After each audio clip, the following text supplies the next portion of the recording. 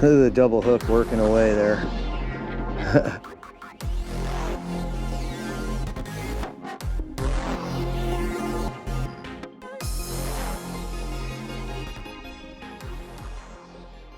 I'm back with the double hook claw setup. The reason we do this is because in a barbless fishing area, it's very important to have a setup like this and to have hooks like this in a barbless fishing area like Puget Sound. These claw hooks are offset so that when you catch a fish and it goes to spit it out, these hooks whip back and forth and re-hook the fish. And the way these lures work is they flutter down.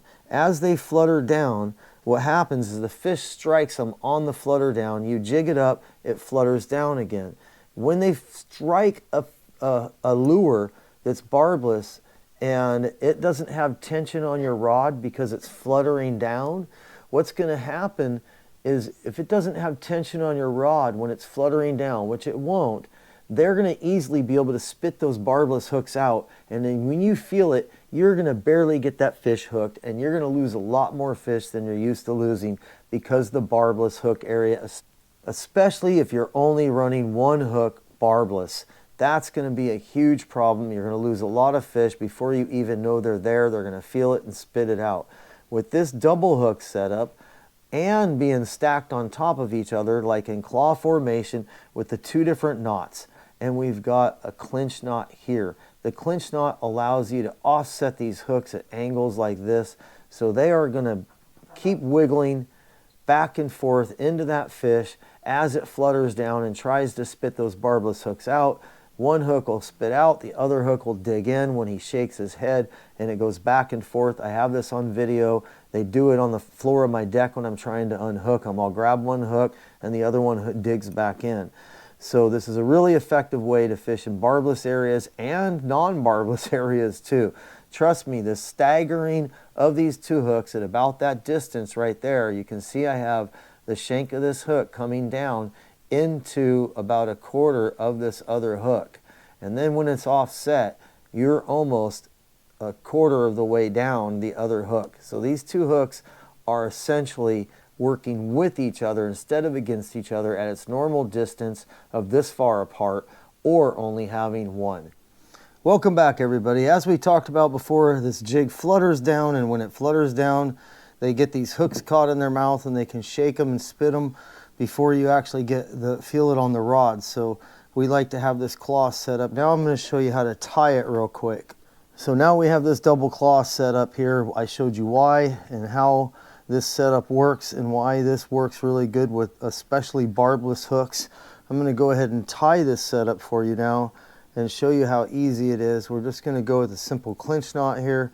Again, just go right through that eye. And I always like to hold this down here. Just make a loop like that and get it nice and snug and keep about an inch up here so you can go back through that loop. 1, 2, 3, 4, 5, 6, 7. Make sure you get it wet before you do it or after. Before is better. Go back through that loop. You can see I went back through this loop right here. And you're going to simply just pull this down.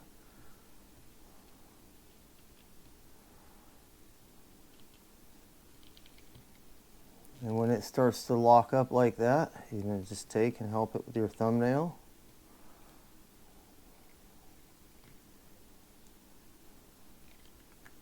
And set that really hard on there.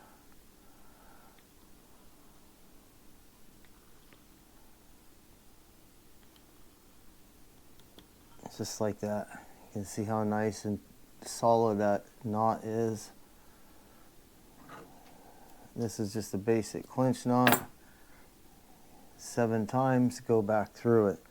Now that's going to allow us to offset. That's going to allow us to offset this other hook from that hook by the way it's tied differently, instead of them both snelled together. Now this part's important. You want to get this eye about right in here, about a quarter way up, just like that, and go around it 5 5 to 6 times. 2, 3, 4, 5, 6. And then bring it over here and go ahead and just hold it with this thumb, just like that. And bring this back through. Grab that tag end of the line here, the tag end, that end of it, and go right back through the hole, just like that. And you're just going to pull this up and let it just pull right out of your thumb, just like that. And see how it cinches up tight? And what you're going to do is let go of that hook now and just pull this one, and it will tighten that knot up. See that knot go nice and tight there? And it's going to leave this hook off to the side. And I'm going to reform it a little bit so it sits off of the side. Just like that, folks. So you can see how those hooks are kind of offset into the claw position here. And you're done. You can throw a rubber bumper on there and go ahead and do what I do with these. And I don't use the single hook it comes with. We go ahead and readjust it. So we're getting something that looks like this. And you've got 2 hooks on there that are lined up together like a couple of claws on a cat or a dog. Meow, meow, whatever. So that's it, you guys. That's the setup, the double claw setup. Especially in a barbless area, this is really important to use. And again, just like I'll say in my other videos, if you're in an area where fish are hurting and you're trying to save a species, this maybe isn't the best setup you want to use for barbless, just because it does get into them so well. You're hooking that fish into a couple of good hard spots instead of just one. So it's really effective at not losing fish at the net or when they're coming up out of the water, and especially on the drop when this is fluttering down.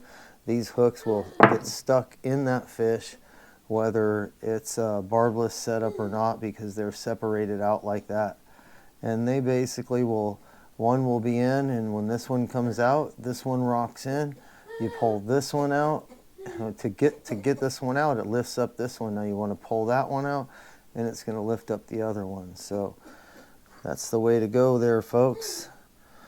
So I suggest you give this a try. If you want to catch more fish, leave me comments, like, subscribe, follow, and share if you like these videos. And I will keep making more, and see you guys on the next one. Catch more fish and leave me some comments. Have a good day. Bye-bye.